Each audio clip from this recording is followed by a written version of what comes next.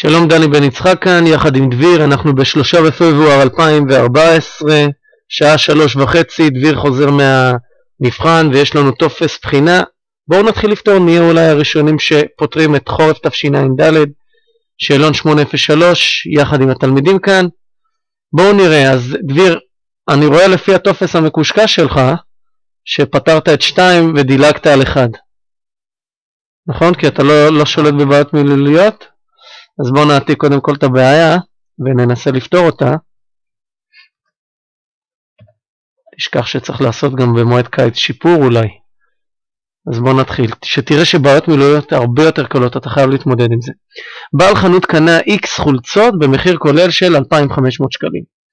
20 היו פגומות ולכן לא נמכרו. שאר החולצות נמכרו ברווח של 60%.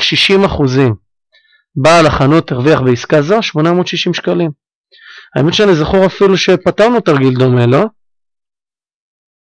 חנות וכיסאות משהו. דברים דומים, מה זה משנה? זה בעיה קלאסית של קנייה. אז קודם יש לנו כאן קנייה, ואז יש לך כמות, מחיר וסך הכל. זה הטבלה הסטנדרטית בעצם של הבעיות האלה. סך הכל. נכון? יש לך מחירת פגומות, ויש לך, הוא לא מכר את הפגומות, סליחה. מחירת שאר החולצות.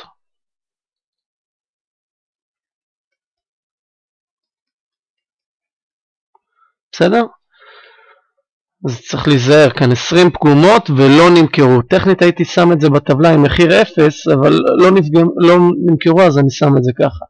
אז הוא קנה X חולצות במחיר שאני לא יודע, אבל המחיר הכולל זה 2,500 ש"ח, נכון? זה יהיה בש"ח, זה יהיה בש"ח. בסדר? בוא נעשה כאן את הטבלה. אני יודע שאתה בטח עכשיו עייף אחרי הבחינה, אבל אחרי כל מה שלמדת כדאי על הדרך כבר לעשות את זה, תיפטר מזה לזמן הקרוב. טוב, את זה אתה יכול לסמן או באות חדשה ב-Y, או לעשות 2,500 חלקי X. מה נראה לך אתה מעדיף? ב-Y. ב-Y? אוקיי. אז אני יודע שזה יהיה Y. עכשיו שואלים אותי, ואז זה יפתור לנו, ברגע שנגלה את X ו-Y, אני רואה שזה יפתור לי את א' וב', שים לב. אומרים לי ששאר החולצות נמכרו ברווח של 60%. אז אני אקח צבע אדום, נסמן את המשפט הזה. נמכרו ברווח של 60%, אז אני יודע שאני עושה 100 ועוד 60 חלקי 100 וכופל את זה ב-Y. מסכים איתי? זה רווח של 60%. מוסיף 60 מחלק ב-100. אז יוצא לי שהמחיר כאן זה 1.6Y. בסדר? 20 נפגמו, אז כמה אני מוכר? 20 הלכו לפח. קנינו X, אז מוכרים X פחות 20, נכון? לא הבנתי את הקטע עכשיו. את זה הבנת עם האחוזים? היו לך 20 חולצות פגומות ולכן לא נמכרו. אם קנית X ו-20 לא מכרת, אז כמה כן מכרת? תשאר את X פחות 20. עכשיו אומרים לי שהוא הרוויח בעסקה הזו 860 שקלים. מה זה אומר מבחינתי? זה אומר שהמחירה הייתה 2,500 שקלים, ועוד הרווח, שזה יוצא לי 3,360. בסדר עד כאן? עכשיו יש לנו שתי משוואות עם שני נעלמים שצריך לפתור. המשוואה הראשונה זה המשוואה לגבי השורה הראשונה. XY שווה ל-2,500. מסכים איתי? הכמות כפול המחיר שווה לסך הכל. במשוואה השנייה זה יהיה כמות X פחות 20 כפול 1.6Y שווה ל-3,360. בסדר עד כאן? אלה המשוואות. עכשיו השאלה איך פותרים. בואו נפתח את הסוגריים של המשוואה השנייה. X כפול 1.6, Y זה יוצא לי 1.6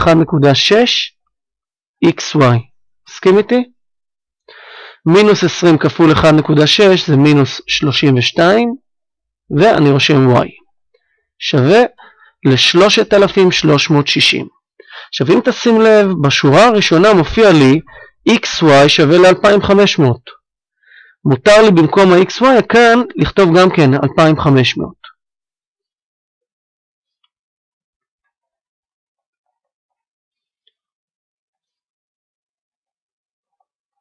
מובן הקטע הזה, דביר? לא כל כך. אבל לא צריכים לעשות משהו כאילו 1.6 כפול משהו שיהיה 2,500? אתה יכול לחלץ את ה-y, לכתוב ש-y שווה 2,500 חלקי x ואז להציב. אני פשוט שמתי לב אחרי הפתיחת סוגריים שיש לי כאן xy. אז את זה פשוט החלפתי ל-2,500. עשיתי החלפה כלשהי. עכשיו אני אקח מחשבון. אז במחשבון אני אכתוב 1.6 כפול 2,500. ואני מקבל 4,000. אז 4,000 פחות 32y שווה ל-3,360. בסדר עד כאן? נעביר את ה-4,000 לצד השני.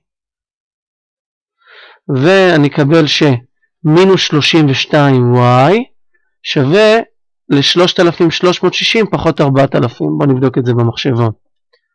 אם אתה לא יודע בעל פה. אתה יודע את זה בעל פה?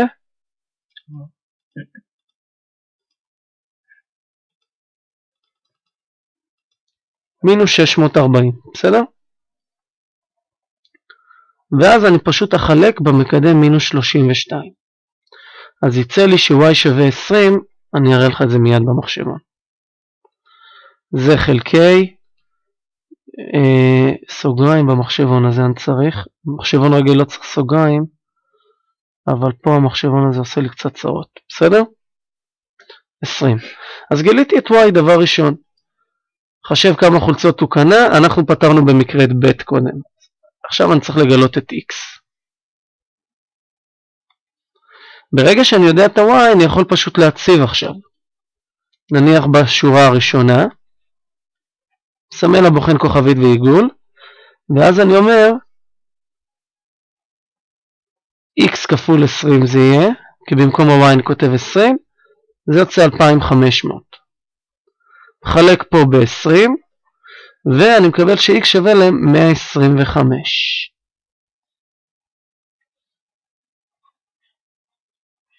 בסדר? בואו נראה, 2,500 חלקי 20. בסדר? אז עכשיו אני יכול לענות, א', בעל החנות קנה 125 חולצות, בעל החנות קנה 125 חולצות, וב' כמה שילם עבור חולצה אחת, בעל החנות שילם עבור כל חולצה,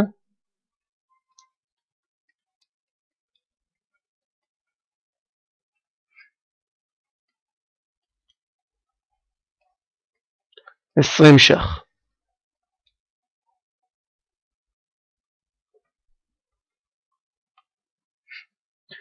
אוקיי, בסדר?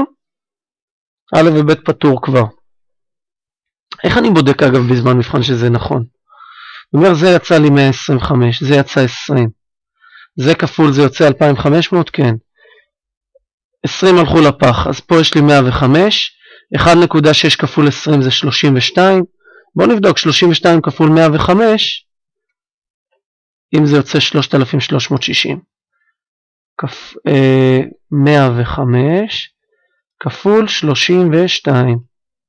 וואלה, אני יודע שפתרתי נכון, אני יכול להמשיך הלאה. בכמה שקלים מחר בעל החנות כל חולצה, אני במקרה חישבתי את זה פעם. אז ג' בעל החנות